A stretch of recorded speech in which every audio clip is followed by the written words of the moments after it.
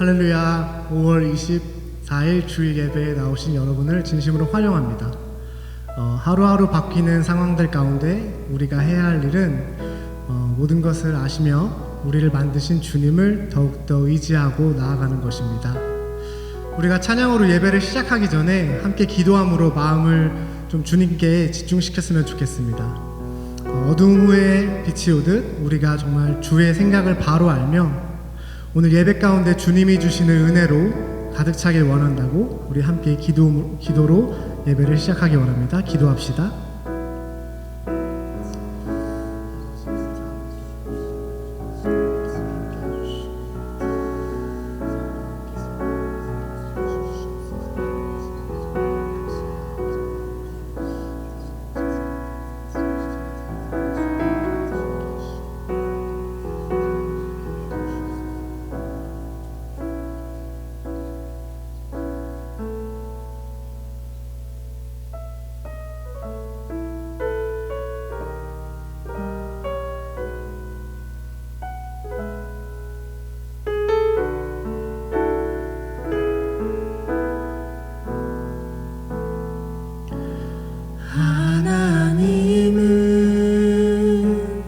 너를 만드신 분, 너를 가장 많이 알고 계시며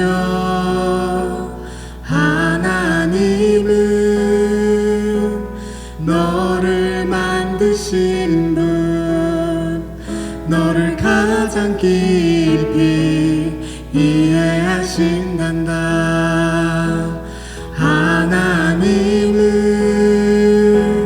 너를 지키시는 분, 너를 절대 포기하지 않으며 하나님은 너를 지키시는 분, 너를 쉬지 않고 지켜보신단다. 그의 생각 셀 수 없고 그의 자비 무궁하며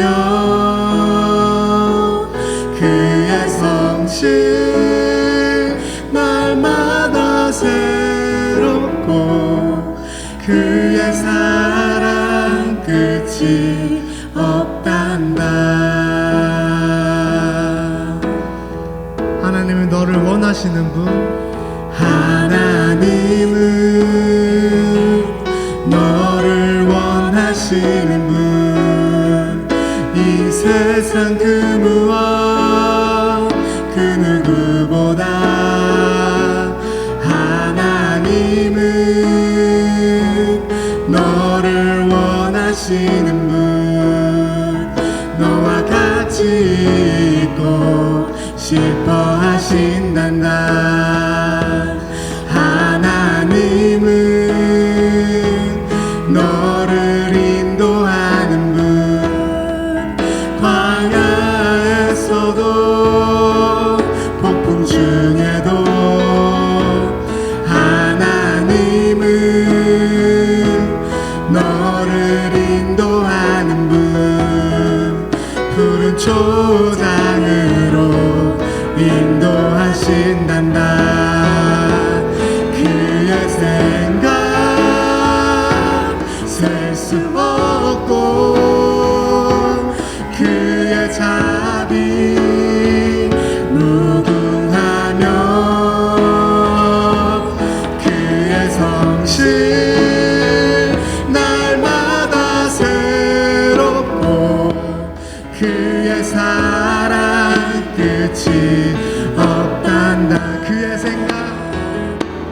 그의 생각 셀 수 없고 그의 자비 무궁하며 그의 성실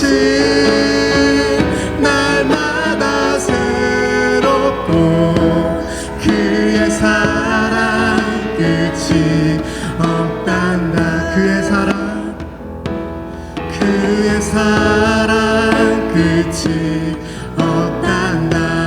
그의 사랑, 그의 사랑 끝이 없단다.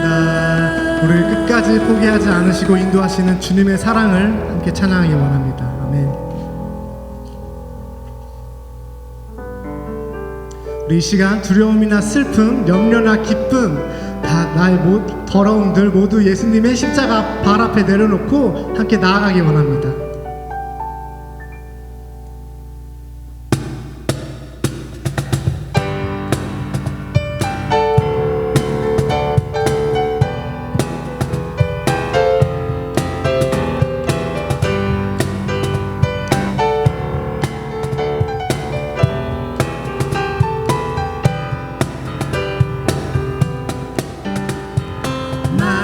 마음속에 근심 있는 사랑 주 예수 앞에 다하려라. 슬픈 마음 있을 때에라도 주 예수께 아뢰라.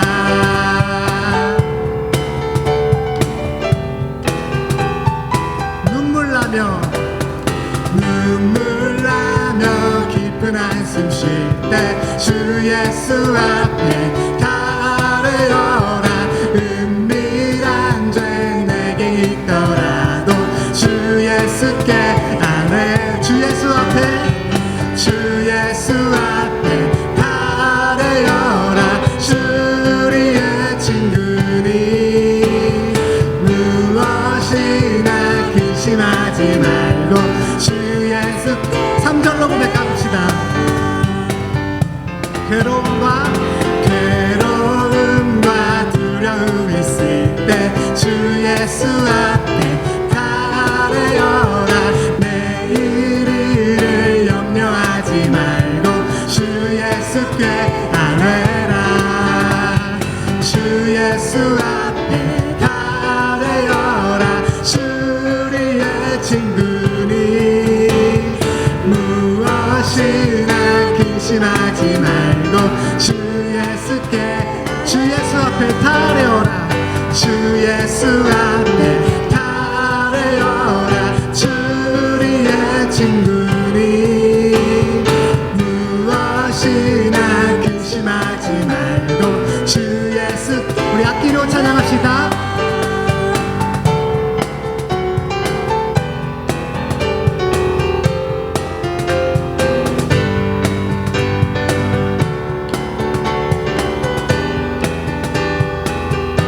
염려하지 말고 기도와 간구로 감사함으로. 염려하지 말고 기도와 간구로 감사함으로. 염려하지 말고 기도와 간구로 감사함으로. 염려하지 말고 기도와 간구로 감사함으로. 주 예수 앞에 다려라. 주리의 친구. 주 예수 앞에 다려라. 주리의 친구니 무엇이나 근심하지 말고 주 예수께 아뢰. 무엇이나 근심하지 말고 주 예수께 아뢰라.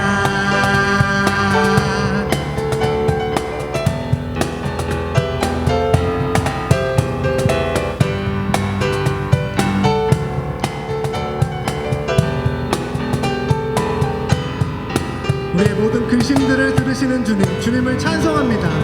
주님께 영광의 박수 함께 올려드리기 원합니다.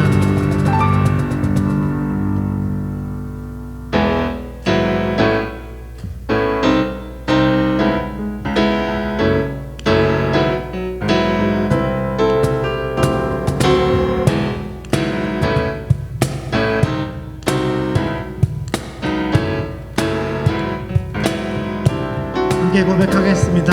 주와 같이 길 가는 것 즐거운 일 아닌가.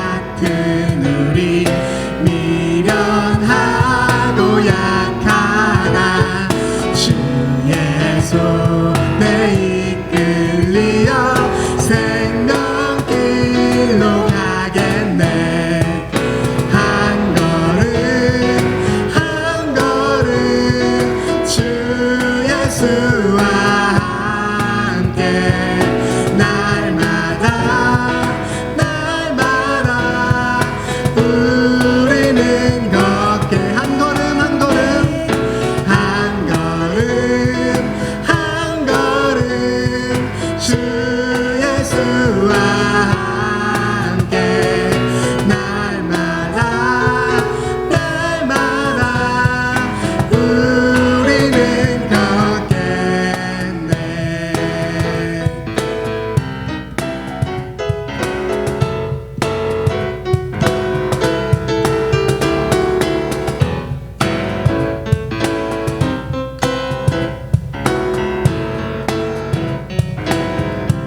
꽃이 피는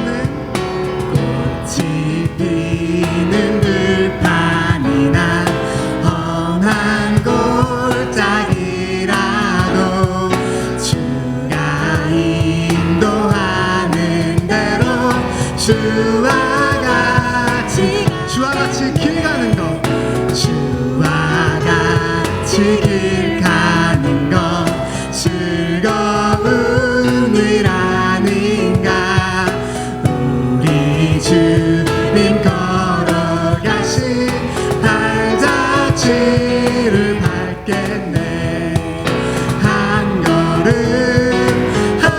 걸음 주 예수와 함께 날마다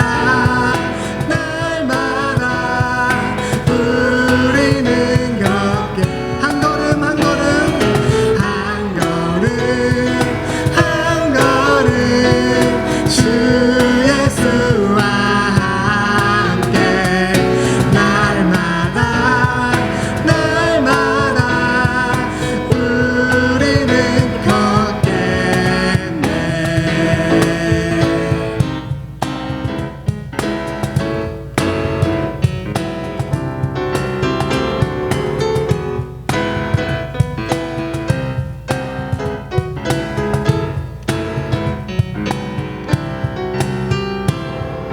할렐루야. 주님과 함께 걸어가기 원합니다.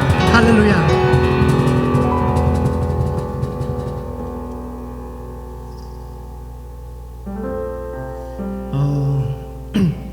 저번 주에 도움이 필요하신 분들을 위해서 교회 성도들이 조금씩 힘을 모은 일이 있었습니다. 그걸 보면서 정말 우리가 같은 하나님의 자녀로서, 같은 교회의 성도로서 꼭 필요한 것이 이런 것이겠구나라고 생각했습니다.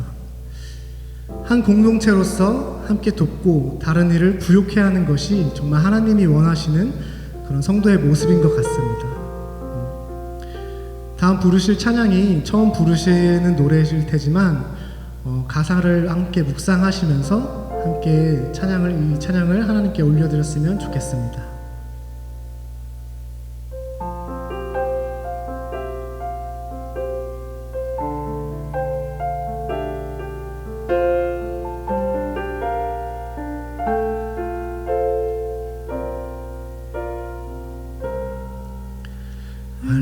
가난과 고난 수고로움 속에도 성도는 그 믿음을 지켰네.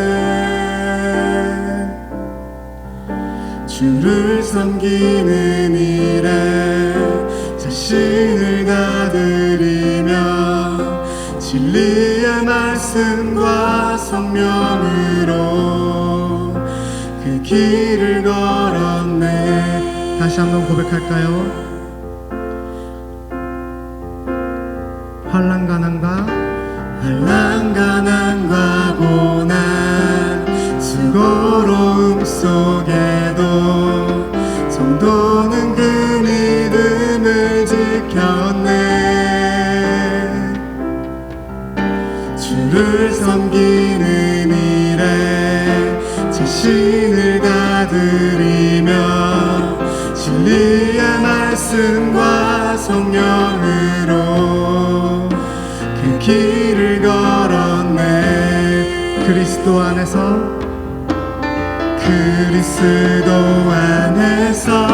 새롭게 하시고 그리스도로 인하여 자유케 되었네.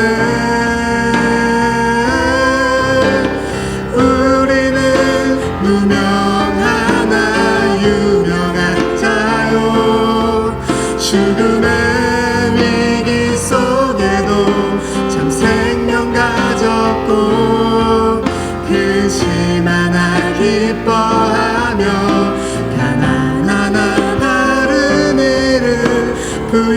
부욕해 하는 자로다.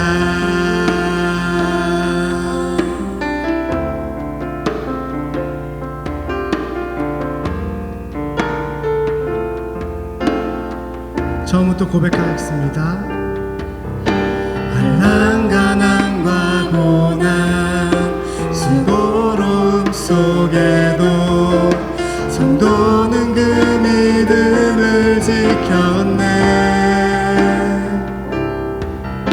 주를 섬기는 일에 자신을 다 드리며 진리의 말씀과 성령으로 그 길을 걸었네. 그리스도 안에서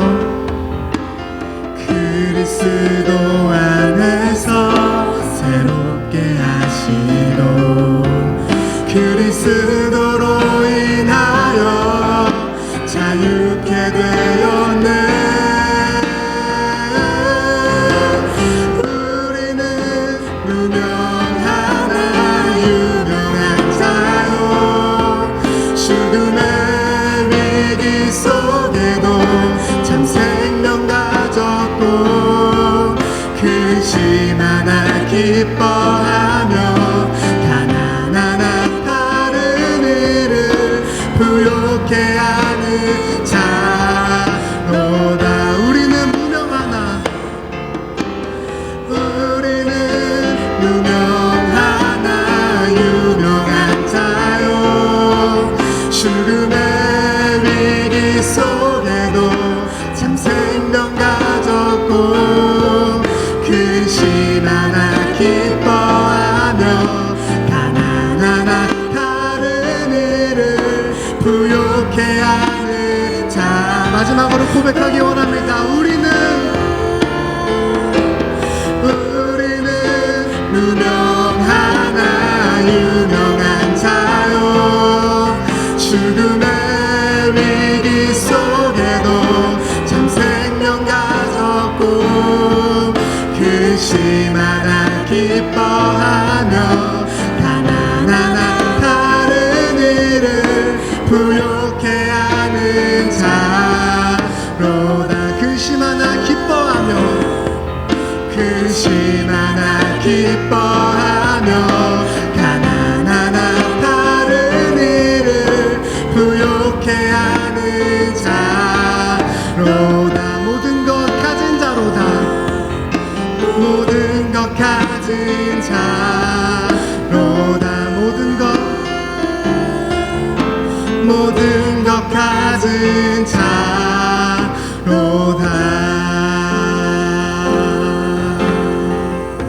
우리 이 시간 함께 기도하며 나아가기 원합니다. 우리가 수많은 어려움과 흔들리는 상황과 환경의 위험 가운데서도 모든 것 대신에 주님을 가진 성도로서 하나님의 제자로서 우리가 주님의 길을 따라가도록 성도로서 하나님의 자녀로서의 본분을 잘 할 수 있도록 그렇게 하나님께 인도하여 달라고 우리 이 시간 함께 기도하며 나아가기 원합니다. 우리 함께 기도하시겠습니다.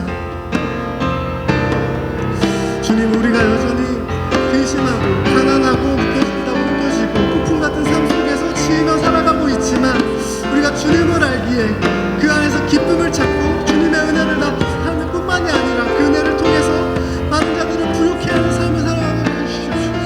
우리가 주를 섬기는 일을 마다하지 않으며 이 시대를 정말 세상과 구분되게 살아가게 하여 주시옵소서. 하나님의 말씀대로 살아갈 수 있는 저희가 될 수 있도록 하여 주시옵소서. 저희가 한 공동체로 함께 모였으니 정말 한 공동체로서 성도로서 하나님의 자녀로서 우리가 하나님의 말씀대로 그렇게 살아갈 수 있도록 하나님께서 인도하여 주시옵소서.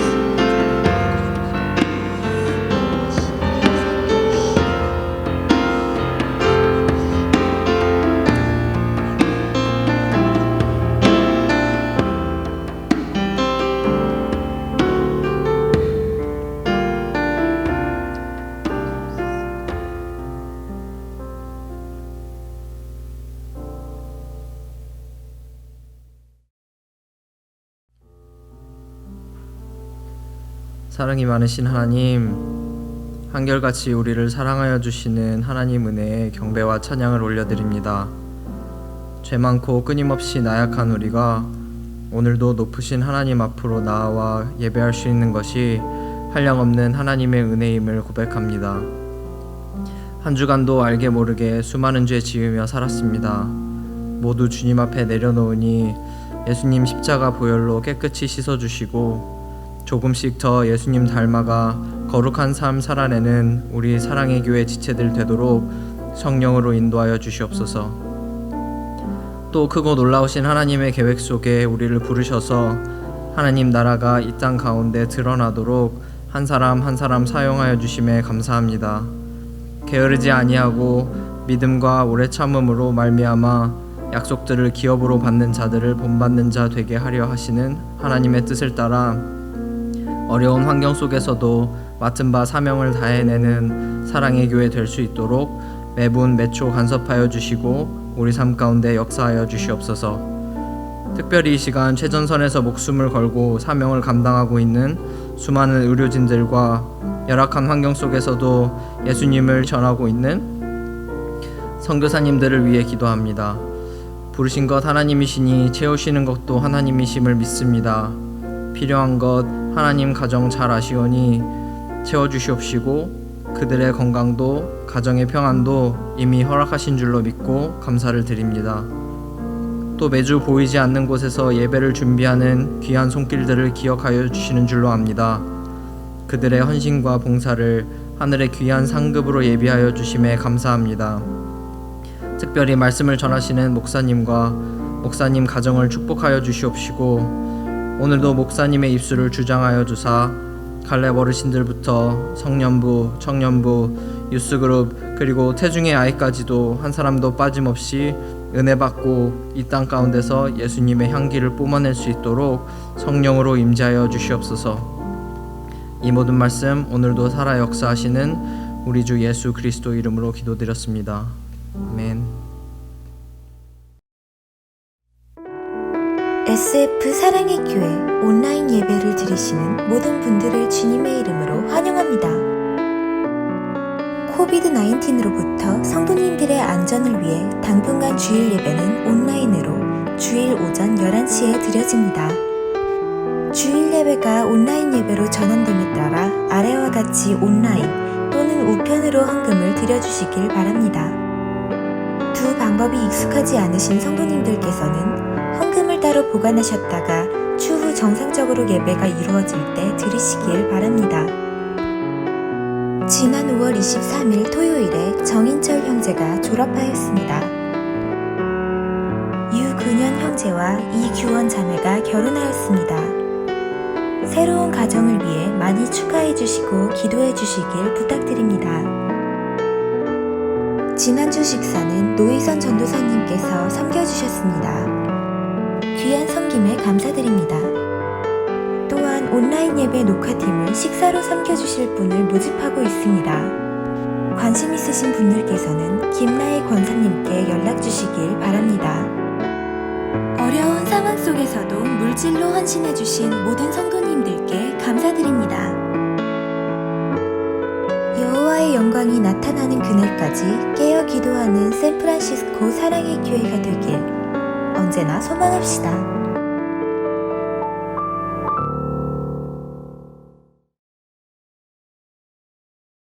예, 하나님 말씀 함께 보겠습니다.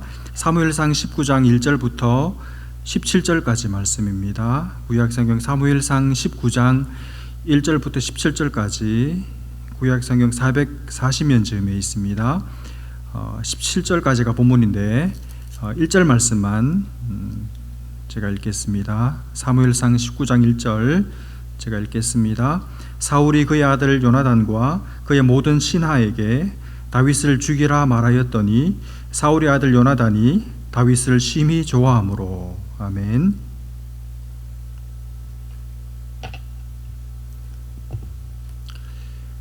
예, 지금까지 사울은 다윗을 은밀하게 비밀스럽게 죽이려고 했었습니다.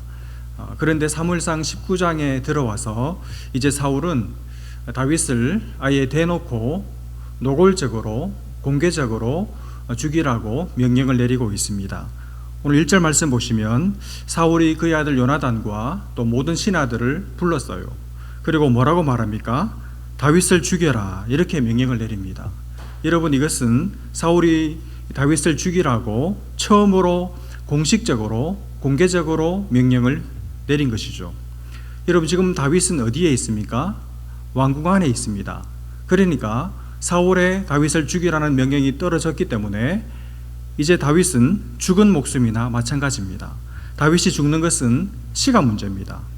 여러분, 이런 급박한 상황에서 놀라운 것은 하나님께서 당신의 사랑하는 종 이 다윗을 보호하시기 위해서 준비해 두신 한 복병, 한 사람이 있어요.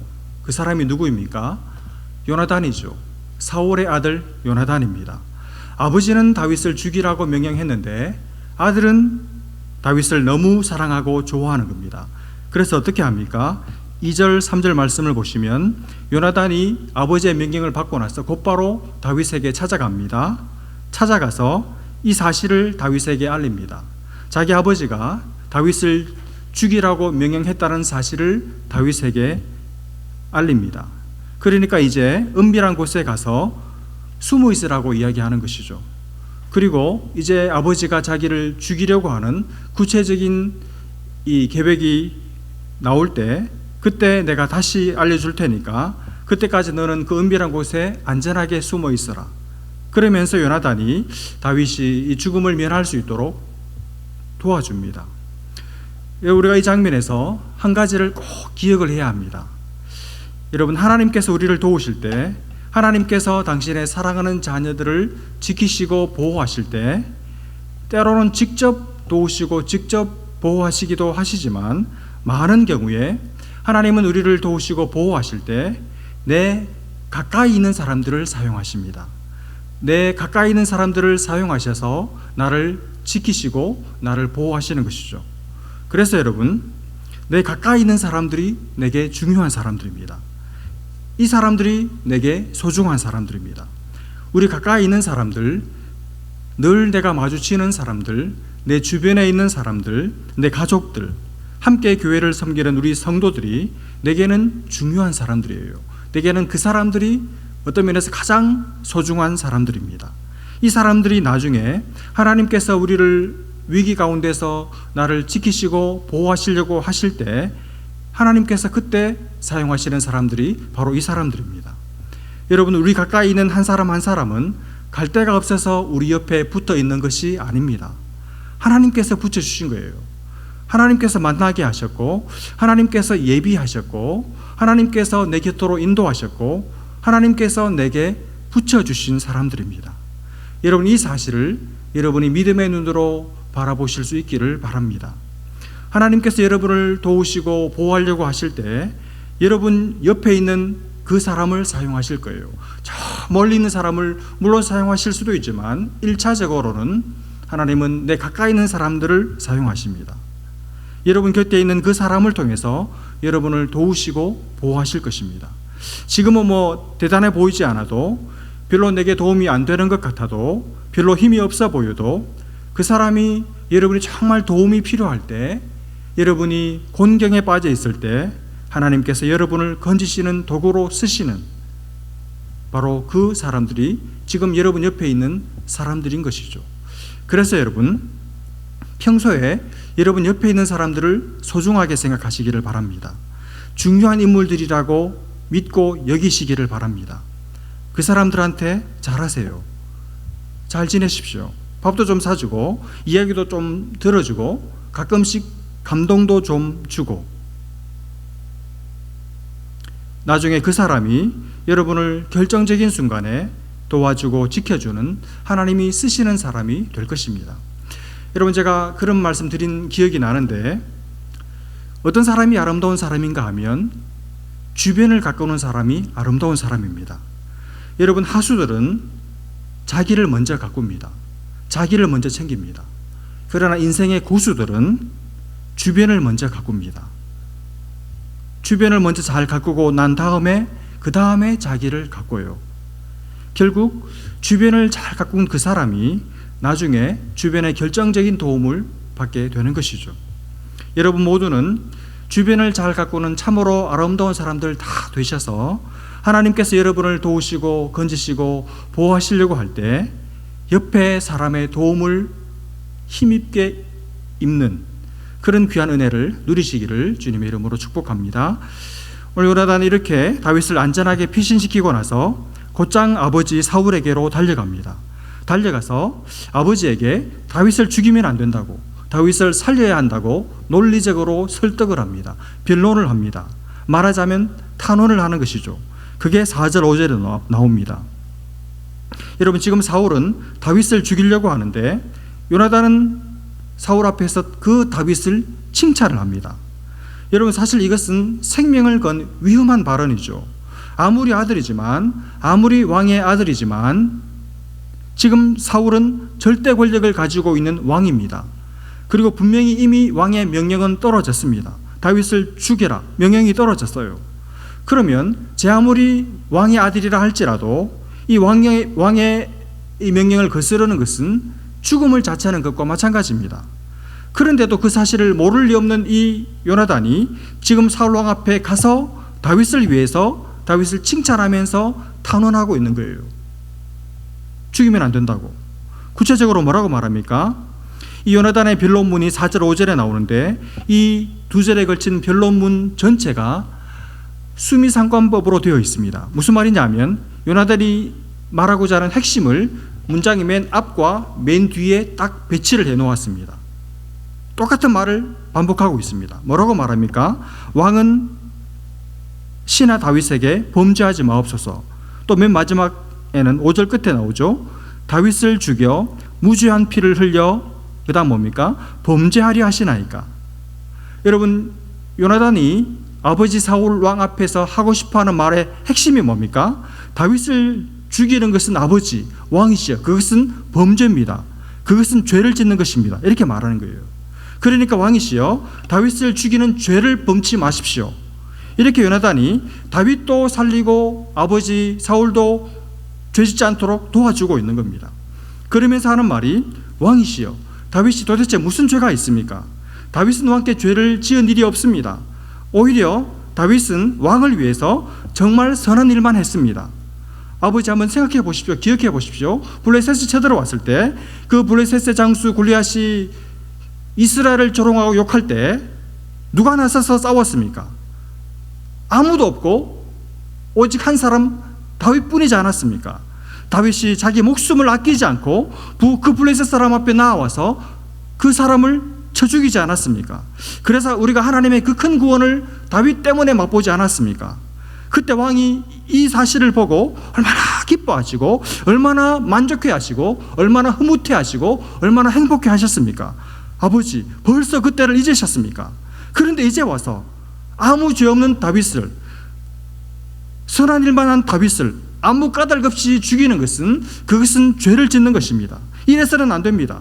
다윗을 죽이시면 안 됩니다. 이렇게 요나단이 사울 앞에서 다윗을 변론하는 것이죠. 여러분, 어떻습니까? 이 변론, 요나단의 변론은 어떻습니까? 완벽한 변론이에요. 사실에 근거해서 사울이 뭐 다른 소리를 전혀 할 수 없는, 입을 막아버리는 그런 변론을 요나단이 펼친 것이죠. 여러분, 저는 요나단의 변론을 보면서 참 이 요나단이라는 이 사람, 이 남자 정말 괜찮은 사람이다, 그런 생각을 했습니다. 야, 사람이 너무 괜찮다. 너무 지혜롭고 너무 말을, 핵심을 쫙쫙 찔러서 말을 너무너무 잘하고 너무 사람이 생각하는 것이나 마음 쓰는 것이 정말 괜찮은 사람이다. 정말 딱 갖춘 사람이다. 그런 생각, 그런 감탄을 했습니다. 이런 한번 생각해 보십시오. 지금 그 변론을 듣고 앉아있는 사울 입장에서는, 아버지 사울 입장에서는 요나단의 이 변론 자체가 마음에 안 들어요. 여러분, 사울은 이미 자기가 다윗을 죽이라는 명령을 이미 내린 상태입니다. 그런데 그러면 왕의 명령이 떨어졌으면 요나단과 모든 신하들이 왕의 명령에 즉각적으로 수행하면 돼요. 그런데 자기 아들 요나단이 덥석 찾아와가지고는 죽이면 안 된다는 거예요. 다윗을 죽이지 말라는 겁니다. 그리고 하는 말이 그거는 죄라는 겁니다. 여러분, 그 소리를 왕이 듣고 얼마나 기분 나쁘고 화가 나겠어요. 아니, 네가 뭔데? 왕인 내가 이미 왕의 이름을 걸고 왕의 의인을 찍어서 신하들한테 다 명령을 내렸는데 이게 죄니 많이 하지 말라느니 그런 소리를 네가 뭔데 네가 하냐? 얼마든지 불호령을 내릴 수가 있잖아요. 아니 아들이 돼가지고 인간적으로 생각해봐도 아버지 편을 들어야지. 어떻게 아무리 친구와 가깝다고 하더라도 이 친구 편을 들 수 있냐? 얼마나 괘씸하겠습니까? 그러면 우리 생각에는 이 변론이 끝나고 나서 요나단이 막 곤장을 맞든지 쫓겨나든지 그렇게 할 것 같죠. 근데 여러분 전혀 다른 결과가 나오고 있지 않습니까? 요나단은 아버지 다윗을 죽이는 것은 죄입니다, 이렇게 말하고 끝난 것이 아니라 그렇게 말하면서도 또 동시에 어떤 말을 하는가 하면 아버지 사울 그 마음 속에 묻혀 있던 사울이 가지고 있던 자기 존재감, 자존감, 자기 존재에 대한 자부심, 긍지의 마음을 확 불러일으키는 그런 이야기도 동시에 해주고 있는 겁니다. 아버지가 다윗을 죽이는 것은 죄입니다. 그렇지만 동시에 다윗이 여호와 하나님의 이름으로 골리앗을 무찔렀을 때 아버지 그때 기억나시죠? 제가 그때 그 아버지의 표정을 제가 잊을 수가 없습니다. 그 어떤 때보다도 그때 아버지 표정이 제일 밝고 환했습니다. 아버지가 그 다윗이 이기고 돌아왔을 때, 골리앗의 머리를 들고 왔을 때 그 아버지의 기쁘고 신나고 통쾌하고 행복해했던 그 표정, 그 자태를 제가 잊을 수가 없습니다. 아버지, 제가 그 모습 또다시 보고 싶습니다. 아버지는 제게 그런 아버지입니다. 그런 이야기를 지금 요나단이 해주고 있는 거예요. 그래서 사울이 자신이 행복했던 시절, 인생에서 너무너무 기쁨이 충만했던 시절, 너무너무 좋았던 기억들을 이 요나단이 아버지로 하여금 떠올리게 만들어준 것입니다.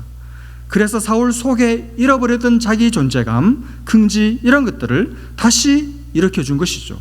그러면서 사울이 다윗에게 가지고 있던 이 질투, 적대감, 그 죽이려고 하는 생각을 스스로 부끄럽게 생각하도록 도와주고, 그래서 스스로가 다시 좋은 생각을 하게 하고, 그래서 다시 한번 사울이 좋은 사람이 될 수 있도록 도와주는 말을 이 아들인 요나단이 아버지 사울에게 지금 하고 있는 것입니다.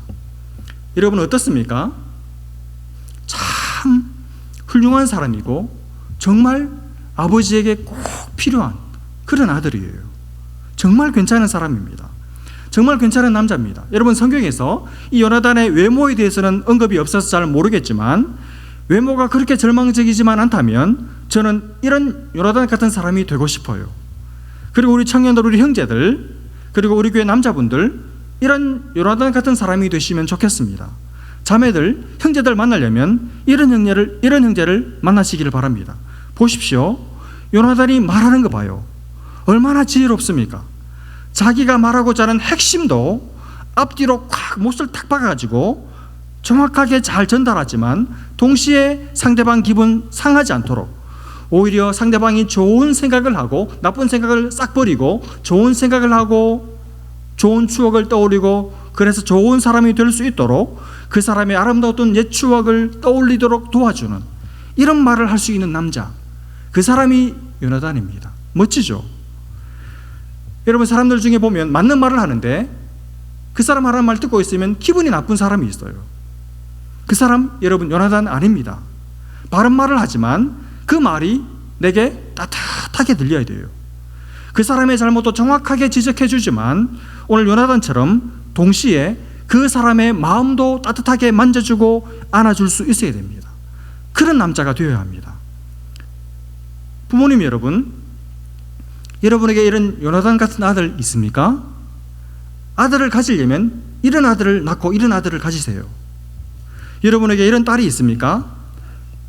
내게 좋았던 시절, 내가 인생에서 정말 기뻤던 시절, 내가 정말 행복했던 시절, 그 시절을, 그 기억들을 떠올리게 만들어주는 그런 자녀, 그래서 내 속에 묻혀 있었던 내 존재감과 자부심과 긍지를 다시 불일 듯 불러 이렇게 세워주는 자녀, 그래서 나로 하여금 다시 한번 일어서서 좋은 마음, 좋은 생각을 가지고 내가 좋은 사람 될 수 있도록 도와주는 그런 자녀, 여러분에게 있습니까?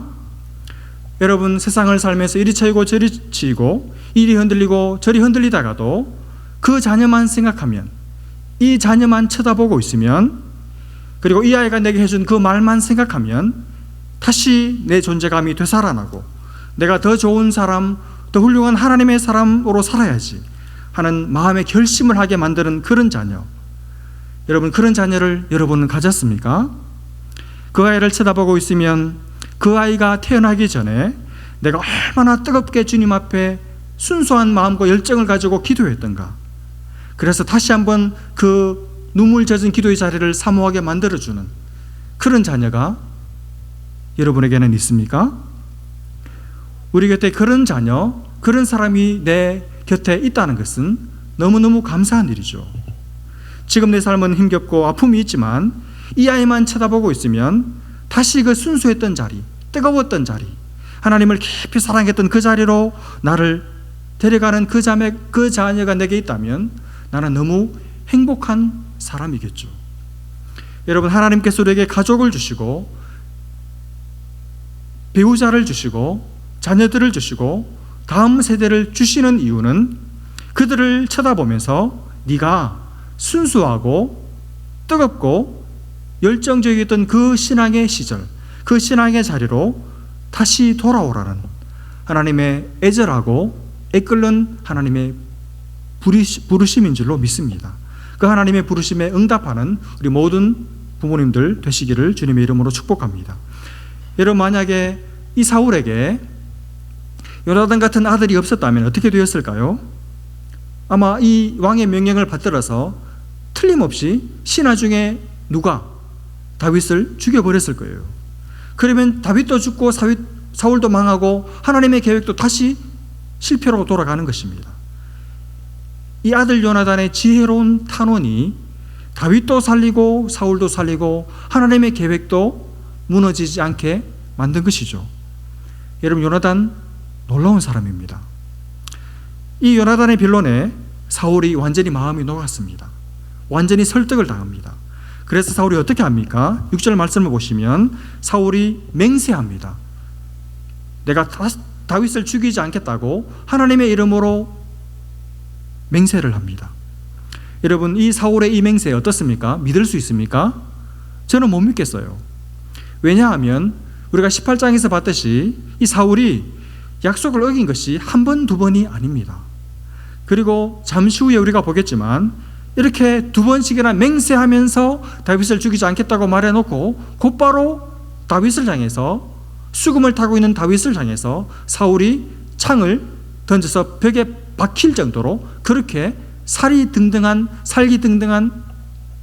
모습을 보여주고 있습니다.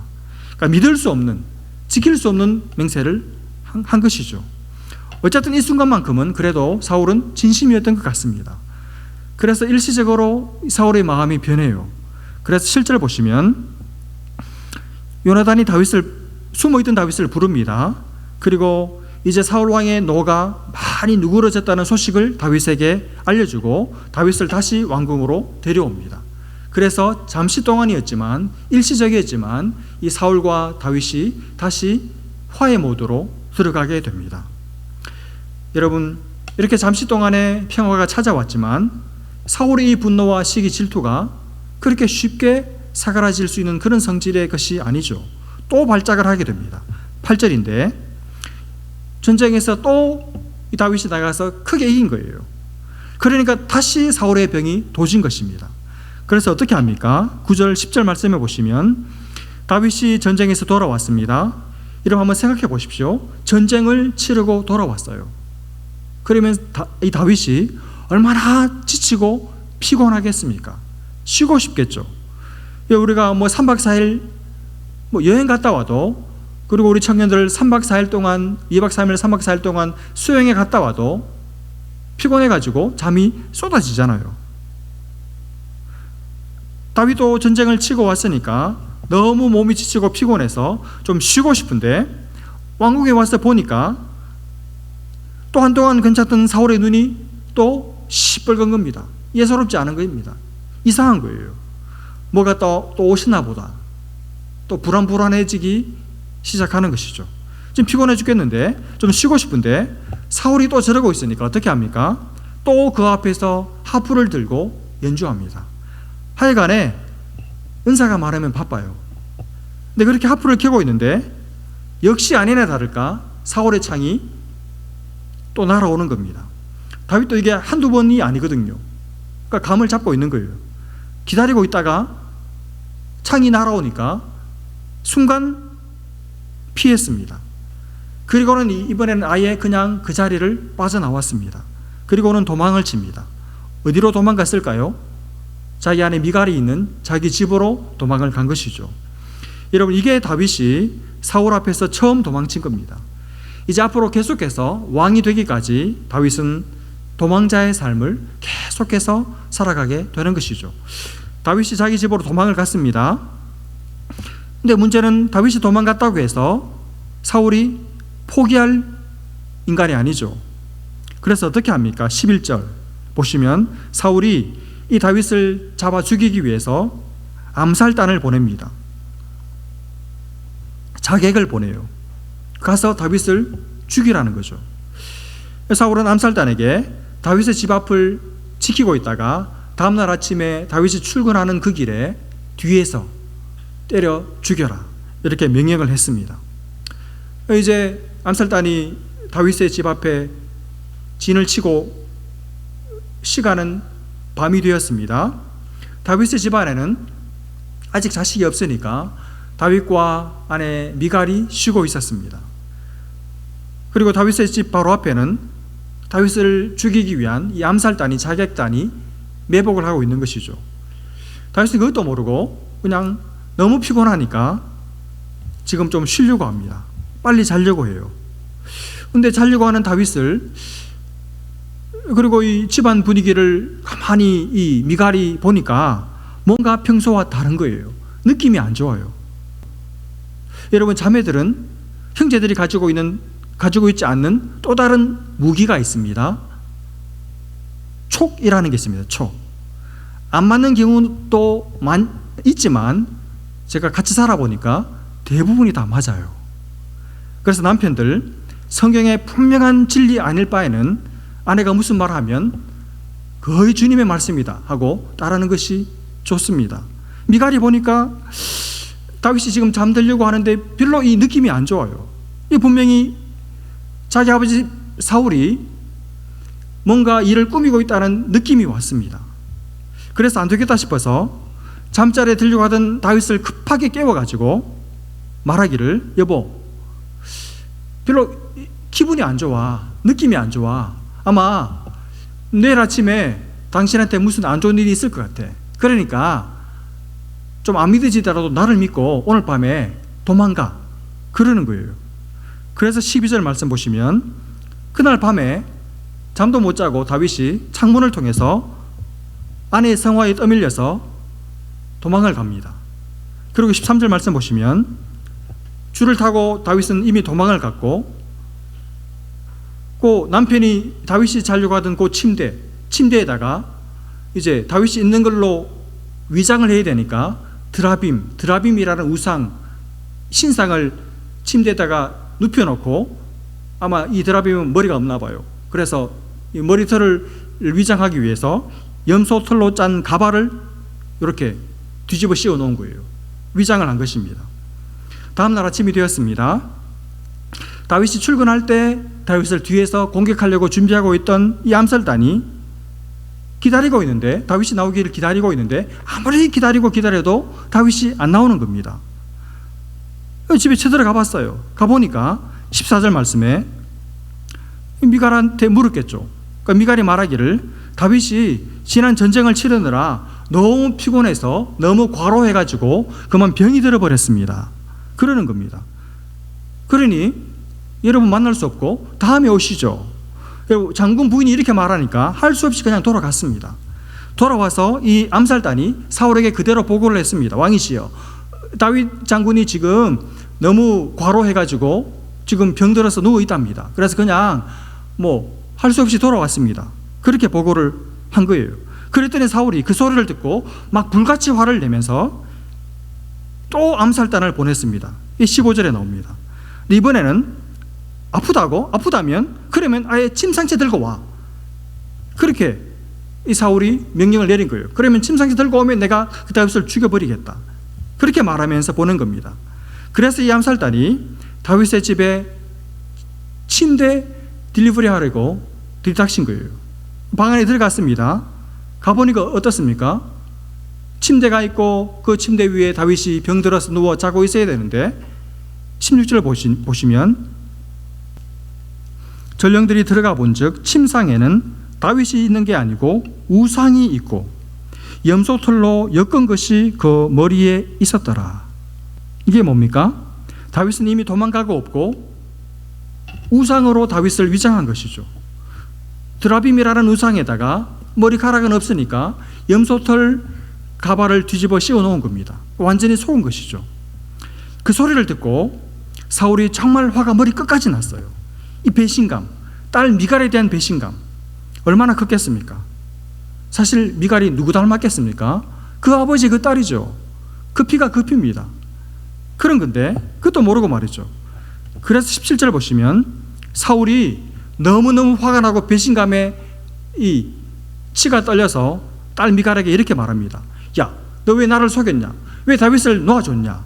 그러니까 미갈도 사울 닮았잖아요. 뭐라고 말합니까? 미안해요 이렇게 말하지 않고 아버지, 제가 다윗을 도망가게 도와준 게 아니고 거짓말이죠. 다윗이 도망가려고 했다는 겁니다. 그래서 자기는 도망 못 가려고 붙들려고 막으려고 했는데 그렇게 하니까 다윗이 자기를 죽이려고 했다는 거예요. 아버지, 그러면 제가 그 상황에서 다윗하고 싸우다가 죽어야 되겠습니까? 그러면서 어쩔 수 없이 다윗을 못 잡고 다윗이 도망갔다는 거예요. 새빨간 거짓말로 또 한 번 아버지를 속입니다. 그래서 결국 다윗이 죽지 않고 또 도망길에 오르게 됩니다. 여기까지가 오늘 본문의 내용입니다. 결국 여러분 11절부터 17절까지 말씀이 말하는 게 뭐냐 하면 사울의 딸 미갈이 다윗의 도피를 도와주었다는 것이죠. 1절부터 7절까지 말씀에서는 사울의 아들 요나단이 다윗을 살려줬고 11절부터 17절까지에서는 사울의 딸 미갈이 다윗을 살려준 것이죠. 사실 정확하게 말하면 요나단과 미갈이 다윗을 살려주었다기보다는 하나님께서 요나단과 미갈을 통해서 다윗을 살려주신 것이죠. 여러분 사울의 입장에서 생각해 보면 정말 환장을 오르시죠. 다윗을 죽이라고 모든 신하들을 불러놓고 스설프렇게 명령을 내렸는데 자기 아들은 다윗에게 쭉 달려가가지고 그 모든 소식을 다 일러바치고 그래서 살 길을 마련해주고 자기 앞에 나와서 탄원을 하지를 않나. 또 자기 딸은 암살단을 보냈더니 그 암살단을 따돌리면서 다윗을 도망가게 도와주고 다윗이 속으로 무슨 생각하겠습니까? 자식 다 필요 없다. 자식 괜히 키웠다. 그런 말이 속에서 터져나오지 않겠습니까? 그러나 여러분 이거 다 하나님께서 하신 일이죠. 하나님이 다윗을 지켜주시고 다윗을 보호하시기 위해서 다윗을 살리시기 위해서 이 사람들을 다 사용하신 것이죠. 여러분 하나님은 하나님의 사람인 다윗을 지키시고 보호하시기 위해서 누구를 사용하셨습니까? 원수의 자녀들을 사용하셨습니다. 우리가 이 사실을 깊이 생각을 해야 합니다. 여러분 누가 이 생각을 했겠어요? 원수의 아들, 원수의 딸이 다윗을 지켜주리라고 누가 상상해나 했겠습니까? 그런데 하나님은 아무도 예상치 못한, 누구도 생각할 수 없는, 사울도 생각할 수 없었고 다윗도 생각할 수 없었던 기가 막힌 신묘막측한 방식으로 하나님은 다윗을 원수의 자녀들을 통해서 지켜주신 것이죠. 여러분 하나님이 우리를 지키시고 하나님이 우리를 보호하시고 우리를 살려주실 때 하나님이 쓰실 수 있는 방법은 무궁무진합니다. 이제는 안 된다, 이제는 끝났다, 이제 더 이상 다른 방법은 없다. 우리가 그렇게 생각하는 그때에도 여러분 하나님께는 방법이 있습니다. 속수무책이라 할지라도 신수유책이에요. 우리의 손으로는 할 수 있는 대책이 아무것도 없을지라도 하나님의 손에는 대책이 많습니다.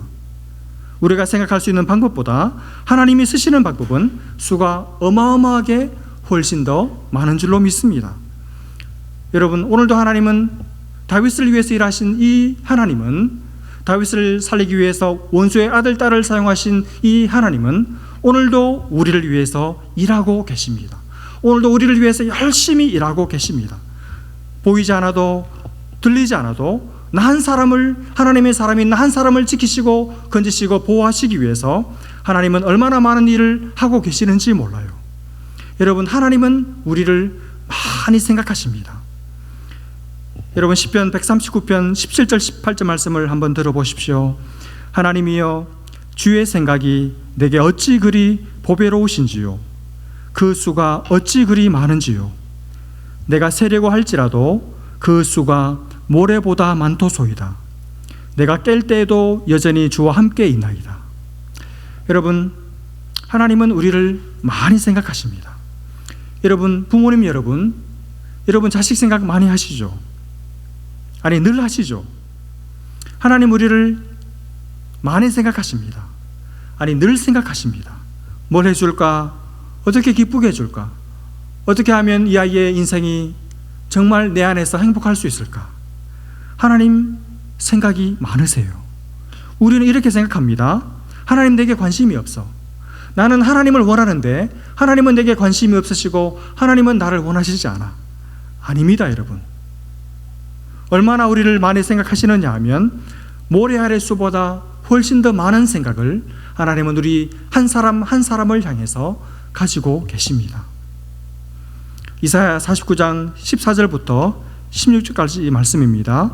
오직 시온이 이르기를 여호와께서 나를 버리시며 주께서 나를 잊으셨다 하였거니와 여인이 어찌 그 젖먹는 자식을 잊겠으며 자기 태에서 난 아들을 긍휼히 여기지 않겠느냐. 그들은 혹시 잊을지라도 나는 너를 잊지 아니할 것이라. 내가 너를 내 손바닥에 새겼고 너의 성벽이 항상 내 앞에 있나니. 사랑하는 여러분, 하나님 우리를 잊어버리시는 법이 없습니다. 하나님의 손바닥에 내 이름이 똑똑히 분명하게 새겨져 있어서 늘 보시고 우리를 생각하시고 우리를 사랑하시고 우리 때문에 기쁨을 이기지 못해서 노래하시는 분이 우리 하나님 아버지이신 줄로 믿습니다. 하나님께는 우리를 지키시고 우리를 도우실 수 있는 방법이 너무너무 많으세요. 우리가 예상할 수 없는, 우리가 생각하지도 못했던 수도 없는 방식으로 하나님은 우리를 도우시고 우리를 보호해 주실 줄로 믿습니다. 여러분, 원수가 나를 공격해 올 때 하나님은 그 원수의 아들을 통해서도 그 원수의 딸을 통해서도 얼마든지 우리를 도우실 수 있는 우리 아버지 보호자 되시는 줄로 믿습니다. 혹시 여러분이 주님을 위해 살고 있는데도 아무도 여러분을 도와주는 사람이 없고 내게 원수는 너무너무 많고 강하다고 느끼실 때가 있습니까? 그럴 때도 하나님은 여러분을 위해서 일하고 계십니다. 열심히 일하고 계십니다. 여러분을 지키시고 계시고 여러분을 보호하고 계십니다. 원수의 아들을 통해서, 원수의 딸을 통해서, 다음 주에 보겠지만 도와줄 사람 내 주변에 한 사람도 없으면 하나님은 직접 우리를 도와주십니다. 그 하나님의 열심히 일하심이 여러분과 제 삶을, 그리고 우리 자녀들의 삶을, 그리고 우리 교회를 든든하게 지켜주실 것입니다. 이 은혜가 이번 한 주간에도 여러분의 삶에 넘치시기를 주님의 이름으로 축복합니다. 기도하겠습니다. 하나님 아버지, 은혜와 사랑을 감사합니다. 우리를 잊어버리시는 법이 없으신 하나님 아버지, 우리를 향한 생각이 많으신 아버지, 그 하나님께서 우리를 도우실 수 있는 방법이 무궁무진하다는 이 사실 앞에서 하나님, 우리가 전율을 느낍니다.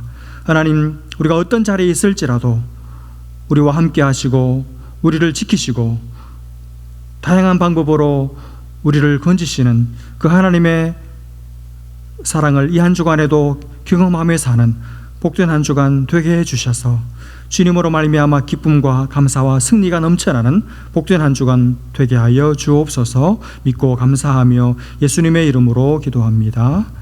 아멘.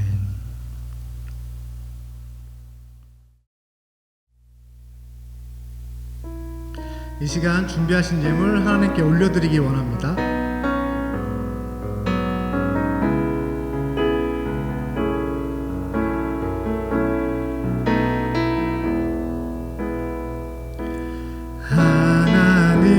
하나님은 너를 만드신 분, 너를 가장 많이 알고 계시며 하나님은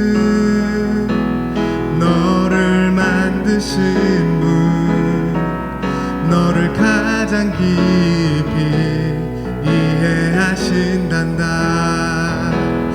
하나님은 너를 지키시는 분, 너를 절대 포기하지 않으며, 하나님은 너를 지키시는 분, 너를 쉬지 않고 지켜보신단다. 그의 생각 셀 수 없고 그의 자비 무궁하며 그의 성실 날마다 새롭고 그의 사랑 끝이 없단다. 그의 생각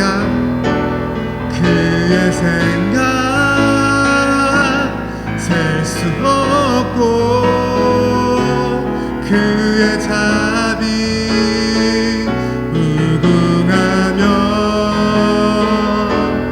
그의 성실 날마다 새롭고 그의 사랑 끝이 없단다.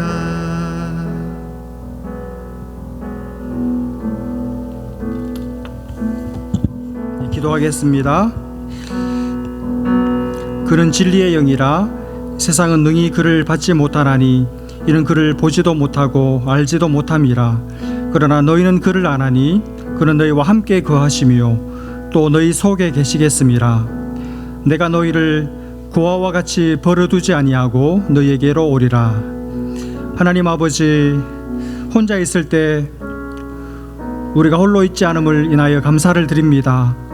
내가 너희를 고아와 같이 버려두지 아니하고 내가 너희 아버지 되며 너의 참된 보호자가 되어서 너의 피로를 채우며 너에게 기쁨의 강수를 흘러넘치게 하며 삶의 기쁨 샘이 되어 바다처럼 넘치게 하겠다고 약속하셨고 그 약속을 날마다 우리의 삶에 이루시는 주님, 지난 한 주간도 하나님의 신실하시고 변함없는 그 사랑을 인하여 감사를 드리고 이번 한 주간도 우리 이름을 손바닥에 새기시고 우리를 절대로 잊어버리시는 법이 없는 하나님 아버지 안에서 안식하며 기뻐하며 혼자 있지만 홀로 있지 않는 역설의 기쁨을 누리며 살아가기를 소원하며 예배를 드립니다. 주님, 이번 한 주간 우리 사랑하는 성도들 한 사람 한 사람 삶 가운데 친히 찾아와 주셔서 고아와 같이 버려두지 않으시고 우리의 침 삼키는 순간에도 우리에게 은혜와 자비와 긍휼을 베풀어 주셔서 주님으로 말미암아